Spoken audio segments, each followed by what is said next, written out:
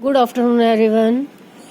Book keeping in accountancy में हमारा 4th chapter चल रहा है जर्नल की एंट्रियों के लिए हमने जर्नल की थ्योरी देखी है। उसके बाद हमने जर्नल के जो गोल्डन रूल्स हैं, जो नियम हैं, उन नियमों को हमें ध्यान में रख करके और जर्नल की एंट्री करनी है। वो मैंने आपको तीनों नियम अच्छे से समझाए हैं। इसकी जो सिंपल एंट्रीज हैं और कंपाउंड एंट्री, बैंक की एंट्री, इन सब की हम थ्योरी देख चुके हैं। इसके जितने भी एग्जाम्पल थे वो सारे एग्जाम्पल्स भी मैंने आपको देखने के लिए कहे थे। आप लोगों ने देख लिए होंगे, आपकी ओर से कोई क्यूरीज नहीं आई। इसका मतलब आप लोगों ने उसको करा है और आपको समझ में आया है, ऐसा मैं मान करके आपको नेक्स्ट एक एग्जाम्पल बता देती हूँ जो कि आप लोग अच्छे से देखेंगे। Journal the following transaction in the book of Ravi Kumar की बुक में आपको इन ट्रांजैक्शंस की जर्नल एंट्री करनी है। 2017 January 1 mister Ravi commences business with cash 20,000, goods ₹5,000 and furniture 10,000। Means Ravi ने बिजनेस स्टार्ट किया है, कैश लेकर आए हैं 20,000, गुड्स लेकर आए हैं 5,000 एंड फर्नीचर 10,000 का लगाया है। तो इसकी जो कंपाउंड जर्नल एंट्री होती है वह इस प्रकार होगी।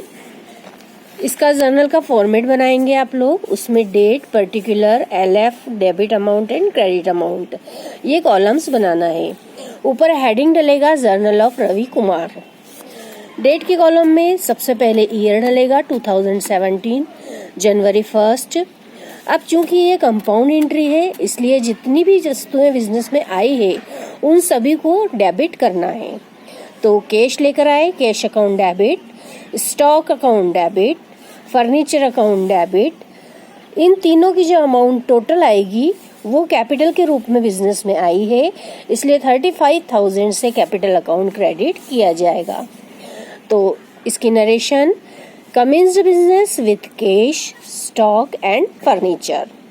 इस तरह जब ये एक एंट्री कंप्लीट हुई तो पर्टिकुलर के कॉलम में हम एक लाइन खींच करके और उस एंट्री को क्लोज करते हैं। नेक्स्ट एंट्री का ट्रांजैक्शन हम देखते हैं। January 12 he instructed he supplier Mr Chandran to send goods worth ₹12,000 to Shri Amrit under intimation to him. ये जो एंट्री है इसमें इन्होंने इंस्ट्रक्शन दिया है कि 12,000 का माल अमृत को दे दिया जाए। तो इस तरह से जब भी हम किसी भी ट्रांजैक्शन को देखते हैं तो ट्रांजैक्शन में जब तक ऑर्डर न हो या जब तक पूरा कंप्लीट ट्रांजैक्शन न हो तब तक उसकी कोई एंट्री नहीं बनती है। इसमें भी सिर्फ इंटीमेशन दिया गया है, तो सिर्फ इंटीमेशन के बेसिस पे ही हमें एंट्री नहीं करनी है, इसलिए इस ट्रांजैक्शन की कोई एंट्री नहीं होगी। तो इस तरह का यदि कोई ट्रांजैक्शन आता है तो उसे आपको जर्नल में शो करना होगा। 12 जनवरी की entry, no entry will be made for instruction. इन्होंने सिर्फ इंस्ट्रक्शन दी है, इसलिए इसकी कोई एंट्री नहीं होगी। थर्ड ट्रांजैक्शन जो है जनवरी 13 का, bought goods worth 90,000 from Rahul से 19,000 का माल, 19,000 रुपये के मूल्य का माल खरीदा है। जो 19,000 का गुड्स परचेस किया है, बॉट किया है, इसकी एंट्री होगी। अब यहाँ पे ट्रांजैक्शन में जिसकी पार्टी के साथ ट्रांजैक्शन किया है उसका नाम दिया हुआ है, कैश शब्द नहीं है, मतलब यह क्रेडिट ट्रांजैक्शन किया गया है। तो 13 जनवरी की एंट्री यहाँ हम देखेंगे। Purchase account debit to Rahul से उधार माल खरीदा 19,000 का। इसकी नरेशन बन जाएगी goods bought in on credit.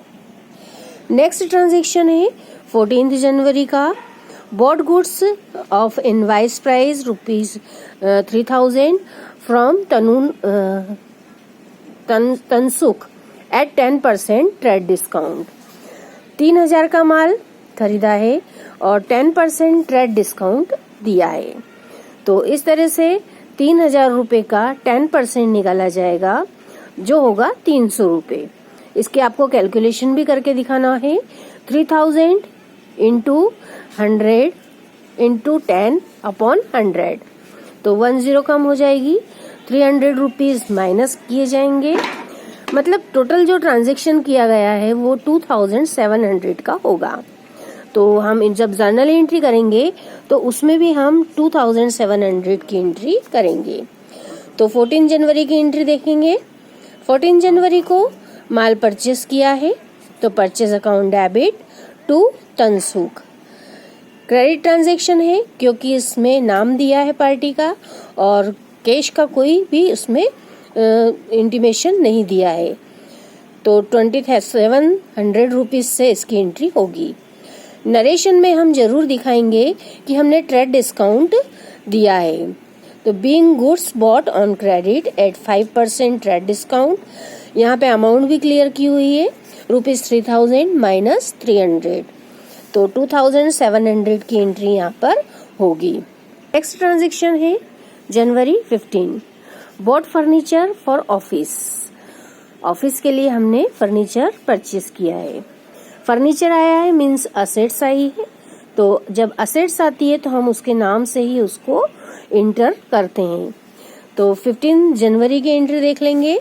Office furniture account debit to cash, यहाँ किसी भी पार्टी का नाम नहीं दिया है। जब किसी भी पार्टी का या व्यक्ति का नाम नहीं होता है तो हम मानते हैं कि कैश ट्रांजैक्शन हुआ है। तो कैश हमारे यहाँ से गई है। हमारे यहाँ के रूल्स के अकॉर्डिंग रियल अकाउंट होता है कैश अकाउंट। रियल अकाउंट का जो रूल है उसमें जो वस्तु बिजनेस से जा रही है उसे क्रेडिट करेंगे। कैश जा रही है इसलिए कैश को क्रेडिट किया है। अमाउंट वाले कॉलम में 1000 debit and 1000 credit. Next 16 January, next transaction है 16 जनवरी का। 16 जनवरी को sold goods of invoice price of 5000 to Subhash at 5% trade discount. Subhash को सोल्ड गुड्स मतलब माल बेचा है जिसका इनवॉइस प्राइस है 5000 rupees and 5% trade discount allow किया हुआ है। तो इसकी एंट्री देखेंगे। इसकी एंट्री के पहले हमें इसकी कैलकुलेशन करनी होगी ट्रेड डिस्काउंट की। 5000 रुपीज जो इनवॉइस प्राइस है उसका 5% निकाला जाएगा। तो जब 5% निकालते हैं तो 5000 इंटू 5/100, इस तरह से जब इसकी कैलकुलेशन की जाएगी तो 5000 के 2 जीरो कम कर दें और 5 5 25। तो इस तरह से जो इसकी अमाउंट होगी वो 250 मतलब 250 रुपीज उसकी निकलेगी 5% ट्रेड डिस्काउंट। जब भी हम इसकी डिस्काउंट की कैलकुलेशन करेंगे तो एक सीधे से गणित के हिसाब से 5000 का अगर 10% निकालना है तो 1 जीरो कम कर देंगे। अब 5% है इसका तो 500 का आधा कर देंगे, मतलब उसका 50%, तो हो जाएगा 250 250 रुपए। तो इसे आप कैलकुलेशन करके जरूर देखें। जब भी हम परसेंटेज निकालेंगे इनटू परसेंटेज अपॉन 100 इस तरह से निकालते हैं। आप लोगों को परसेंटेज निकालना आता होगा। तो जब भी आप सवाल करेंगे, जब ट्रेड डिस्काउंट कैलकुलेशन करना हो तो सबसे पहले आपको कैलकुलेशन करना है और ट्रेड डिस्काउंट निकालना होगा। अब जब हमने 250 मतलब 250 रुपीज कैलकुलेशन निकाल लिया, उसके बाद हम एंट्री पे आते हैं। इसकी एंट्री देखेंगे 16 जनवरी की। Sukhlal account debit to sales. यहाँ हमने सुखलाल क्यों लिखा है? क्योंकि हमने उन्हें उधार माल बेचा है। क्रेडिट हमने सेल किया है, तो सुखलाल डेबिट टू सेल्स। जो इसकी अमाउंट है 4750। ये 4750 कैसे आई है? 5000 माइनस 250 जो कि हमने ट्रेड डिस्काउंट कैलकुलेट किया वो माइनस कर दिया जाएगा, तो बचेगा 5000 minus 250 is equal to 4750 rupees. इसे नरेशन में भी हमें दिखाना रहेगा। ट्रेड डिस्काउंट जब भी दिया या लिया जाता है उसे हम नरेशन में जरूर शो करते हैं, जबकि एंट्री में उसकी कहीं भी हमें एंट्री नहीं करनी होती है जब हम जर्नल एंट्री करते हैं। तो इसकी एंट्री जो सुखलाल डेबिट टू सेल्स उसके नरेशन के रूप में हम लिखेंगे goods sold on credit eight 10% trade discount. यहाँ 10% लिखा है जबकि यहाँ आएगा 5%। ये आप करेक्शन कर लीजिए क्योंकि हमने कितने से निकाला है, 5% से निकाला है। तो इसकी एंट्री के बाद में 17 जनवरी की entry, paid the following expenses, हमने इन व्ययों का भुगतान किया है। Salary 300, wages 100, rent 400 and insurance 350। जितने भी हमने एक्सपेंसेस पे किए हैं ये सारे खर्चे हैं। इन सारे खर्चों को हमने कैश पेमेंट किया है। तो कैश गई है हमारे यहाँ से, इसलिए कैश अकाउंट क्रेडिट होगा। और ये सारे खर्चे हैं, खर्चे और हानियों को डेबिट किया जाता है जो हमारा नॉमिनल अकाउंट का रूल है उसके अकॉर्डिंग। तो सारे खर्चों को डेबिट करेंगे और कैश अकाउंट को क्रेडिट करेंगे। यहाँ एंट्री की हुई है जनवरी 17 की। यहाँ salary account debit, wages account debit, rent account debit, insurance account debit to cash. इस तरह से सारे खर्चों को हम यहाँ पे डेबिट कर देंगे और कैश के सामने इनकी टोटल जो कि 1150 रुपये हुई है उसे लिख देंगे। यहाँ तक की एंट्री आप लोगों को सबको क्लियर हुई। इसकी नरेशन के रूप में लिखेंगे एक्सपेंसेस पेड। ये कंपाउंड जर्नल एंट्री के श्रेणी में आती है। नेक्स्ट एंट्री है 18 जनवरी की। ₹500 were stolen by an employee। एक हमारे यहाँ का जो एम्प्लॉय कर्मचारी है उसने 500 रुपए चुरा लिए। अब जब चुरा लिए हैं तो ये हमारा बिजनेस का लॉस माना जाएगा। ये लॉस और जितने भी हमारे यहाँ की हानियां या एक्सपेंसेस होते हैं उन सबको डेबिट किया जाता है।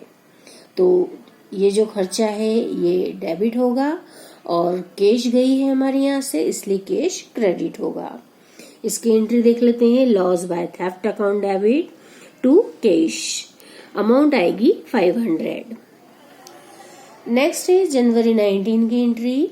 Withdraw 800 for repairing the presidential oil king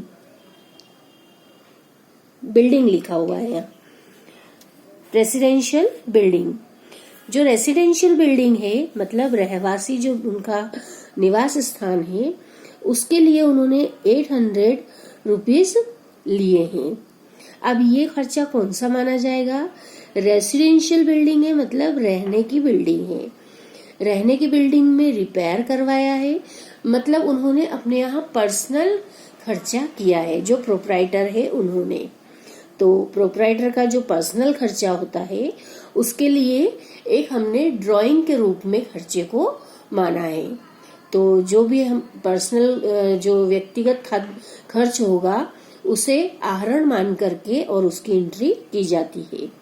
तो 19 जनवरी की एंट्री यहाँ पर ड्राइंग के रूप में होगी।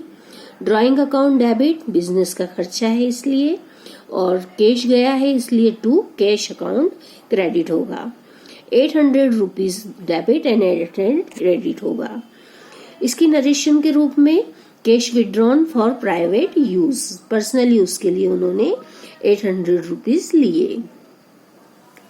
नेक्स्ट एंट्री है paid salary in advance. Advance में हमने किसी को सैलरी दे दी है मतलब हमारे यहाँ का एक्सपेंसेस हुआ है, हमने खर्चा किया है। अब जब हम एडवांस में किसी को पे कर रहे हैं तो हमने हमारे यहाँ से जो सैलरी का खर्चा है वो कर दिया है।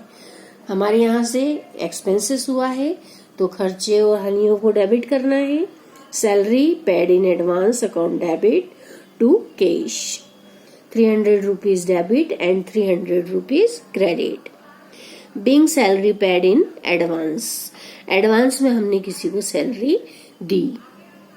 इस तरह से ये सारे ट्रांजैक्शंस को हमने एक एक ट्रांजैक्शन पढ़ करके और उसकी एंट्री को देखा। इसी तरह आपको एक के बाद एक जितने भी यहाँ पे एग्जाम्पल्स दिए हुए हैं उनको एक एक को देखना है और इनमें से यदि आपको कोई पॉइंट नहीं आता है या किसी में कुछ थोड़ा सा भी डाउट है, कंफ्यूजन है, तो आप उसे सॉल्व करने का पहले प्रयास करें, और फिर भी नहीं आता है तो आप मुझे कॉल करके भी पूछ सकते हैं या मैसेज दे करके पूछ सकते हैं। इसकी जो सिंपल एंट्रीज थी वो आपको आ जाएगी सारी एंट्रियां, ऐसा मैंने पहले भी कहा था। और इसके जितने भी सवाल आपके हो चुके हैं आप उसके फोटोज खींच करके मुझे दे दीजिए, भेज दीजिए। मैं आपकी एंट्रीज को चेक करूंगी और जिसकी भी एंट्री में कुछ गड़बड़ होगी या किसी तरह की कोई गलती होगी तो मैं उसे पर्सनली बता दूंगी। इसमें हमने simple, compound entry, trade discount and cash discount, ये सारी एंट्रियां देख लिए। तो जब तक आप सवाल नहीं करेंगे आप लोगों को क्लियर नहीं हो पाएगा। इसलिए पर्सनली एक एक बच्ची को, एक एक स्टूडेंट को खुद को सवाल करना रहेगा। कुछ भी नहीं, आप लोगों को जर्नल का फॉर्मेट तैयार करना है और जितनी भी एंट्री आपको आती जा रही है आप उसमें एंट्री करते जाइए और उसकी मुझे फोटो भेज दीजिए। क्वेश्चन नंबर जरूर डालना है ताकि मैं ट्रांजैक्शन देख करके और फिर उस एंट्री को चेक करूंगी। आप लोगों को सारे जो इसके पीछे के सम है वो करना है। बैंक ट्रांजैक्शन को भी हमने देख लिया है, इसकी एंट्रियों को भी आपको कंप्लीट करना है। इसमें जो मिसलेनियस है ये भी आपको करना है इस क्वेश्चन। अब इसमें जो एक 22 नंबर का क्वेश्चन है, इसमें एक डेटर्स की एंट्री थोड़ी सी अलग आई है, जो यदि आप कर सके तो अच्छे बच्चे जो होंगे वो कर पाएंगे, लेकिन फिर भी अगर आपने इसकी कोशिश नहीं की है तो एक बार इसे और समझ लें। इस क्वेश्चन को मैं आपको बता देती हूँ। Enter the following transaction in B's journal. किसके जर्नल में लिखना है? बी के जर्नल में इन एंट्रियों को लिखना है। जितने भी ट्रांजैक्शंस दिए हैं इनको एंटर करना है। तो इसके फर्स्ट ट्रांजैक्शन जो है वो है received from a debtors of ₹500 at the rate of 75 पैसे पर रूपी। एक जो डेटर है, एक हमारा जो देनदार है, उससे हमें 500 रुपीज लेना है। उन्होंने हमें जो पैसा दिया है, उनसे हमें जो प्राप्त हुआ है वो किस दर से हुआ है? 75 पैसे पर रूपीज। 1 रुपए में 75 पैसे की दर से रिसीव्ड हुआ। जो कैश हमें प्राप्त हुआ है वह हम रिसीव्ड कैश में लिखेंगे और जो नहीं प्राप्त हुआ है उसे हम बैड डेब्ट्स मानेंगे। तो इस तरह से बैड डेब्ट्स की जो एंट्री होती है वो आपको अच्छे से समझना चाहिए। यहाँ पे 75 पैसे दिया है, कहीं पर परसेंटेज भी दिया हो सकता है, और यदि परसेंटेज दिया है तो आपको परसेंटेज से ही कैलकुलेशन करनी है। यहाँ पे 1 रुपए में से 75 पैसे है, मतलब 1 का 75% माना जाएगा। तो इसकी कैलकुलेशन भी देख लें। इसकी कैलकुलेशन के रूप में जब हम सम स्टार्ट करते हैं तो सबसे पहले क्वेश्चन नंबर डालना है और फिर कैलकुलेशन डालना है ऑफ बैड डेब्ट्स, मतलब हमने जो डूबत ऋण है उसकी गणना की। इसमें 500 rupees received at the rate of 75 पैसे, मीन्स 75 पैसे जब हमें प्राप्त हुए तो बचे हुए कितने हैं? 1 रुपए में 25 पैसे। तो ये जो 25 रुपए से हैं ये माने जाएंगे बैड डेब्ट्स हुए। ये हमने 1 रुपए में देखा है। अब इसकी 500 रुपीज में जब कैलकुलेशन की जाएगी तो 500 इंटू 25 अपॉन 100।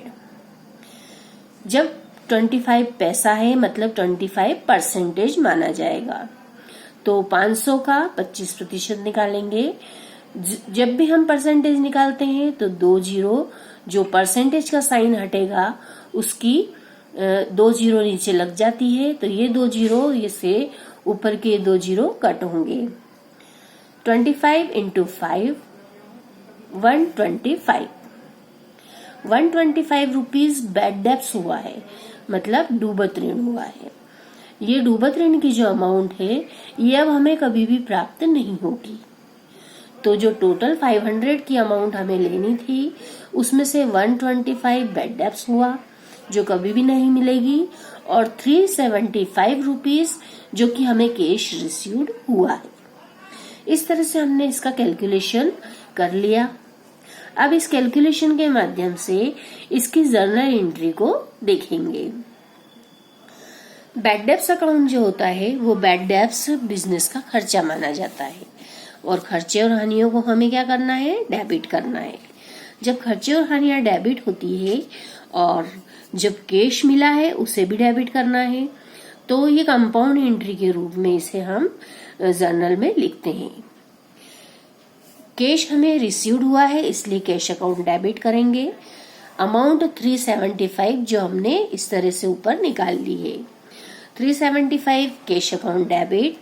बैड डेब्ट्स जो कि अब हमें कभी भी प्राप्त न होगा, 125 जो हमने ऊपर 25 पैसे की दर से निकाला था। तो इस तरह से टोटल जो अमाउंट हुई वो 500 जो कि एक देनदार से हमें प्राप्त होने वाली थी। तो इस तरह से इसकी एंट्री हो जाती है। इसकी नरेशन में हम इसे शो करेंगे।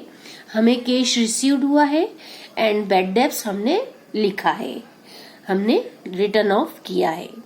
तो इस नरेशन को लिखने के बाद ये एंट्री हमारी कंप्लीट हुई, इसलिए हम एक लाइन खींच करके पर्टिकुलर के कॉलम में इसको एंट्री को क्लोज करते हैं। अमाउंट के कॉलम में कभी भी लाइन नहीं खींची जाएगी और न ही डेट के कॉलम में। यहाँ पर हमें डेट नहीं दी है इसलिए हमने इसे सीक्वेंस के रूप में लिखा है। तो फर्स्ट ट्रांजैक्शन के सीक्वेंस में हमने डेट के कॉलम में फर्स्ट नंबर डाला है। अब इसकी जो सेकेंड एंट्री है उसका ट्रांजैक्शन हम इसमें देख लेते हैं। Goods worth ₹200 were destroyed by fire. जो 200 रुपए का माल था वह अग्नि से नष्ट हुआ।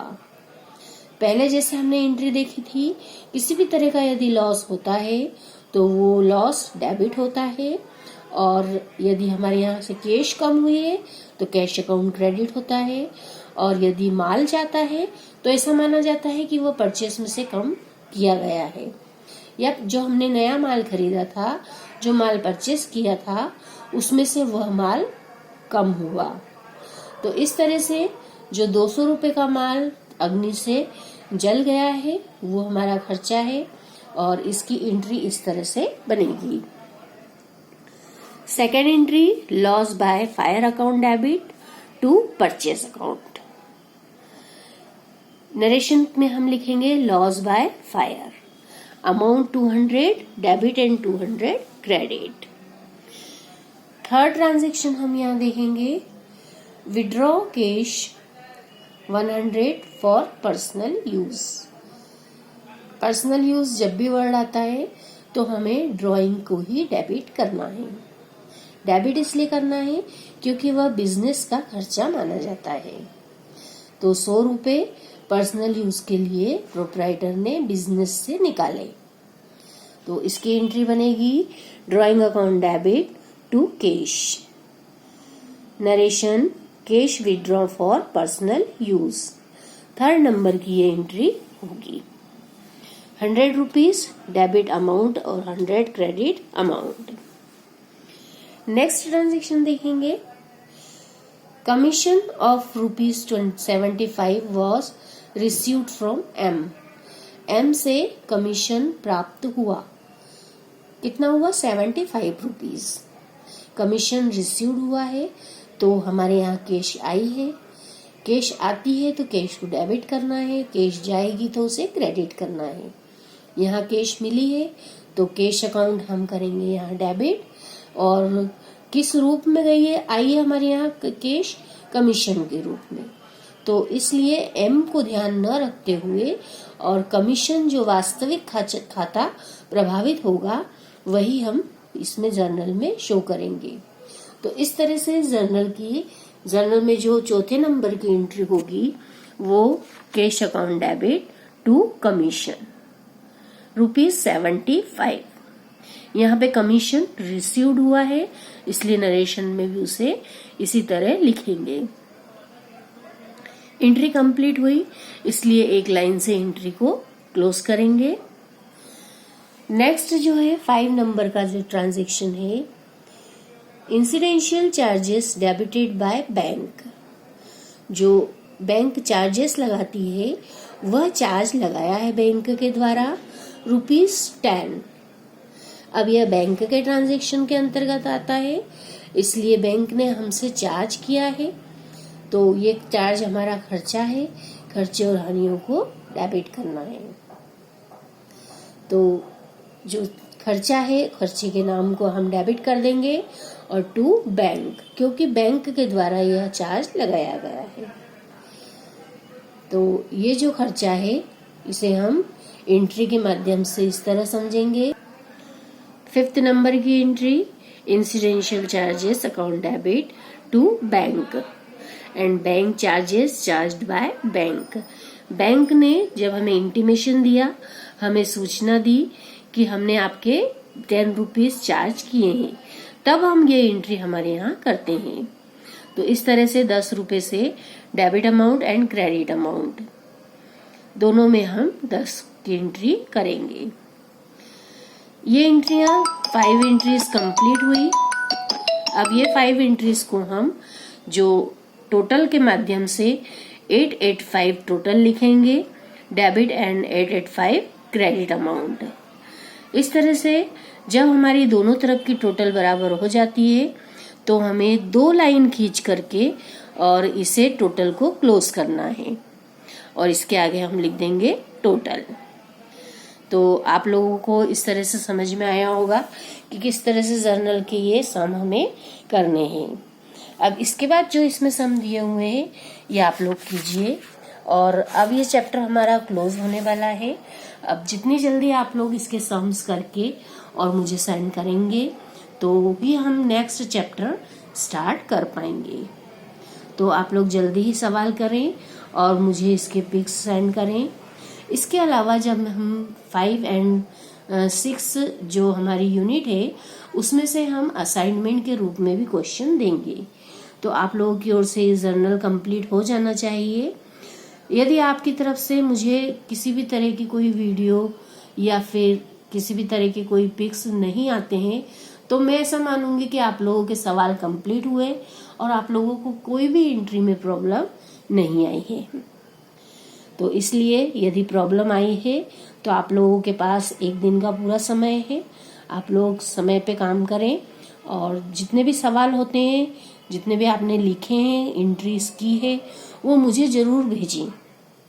तो आप लोगों को कल तक ये सारी एंट्रीज को कंप्लीट करके और मुझे इसके फोटोज भेजना है, क्योंकि अब नेक्स्ट लेक्चर में मैं आप लोगों को इसका नेक्स्ट चैप्टर स्टार्ट करवा दूंगी। अब कल जो जूम मीटिंग होगी उस जूम मीटिंग में आप सभी लोगों को कंपल्सरीली आना है, क्योंकि जितने भी किसी के डाउट होंगे मैं उस मीटिंग में भी डिस्कस कर लूंगी।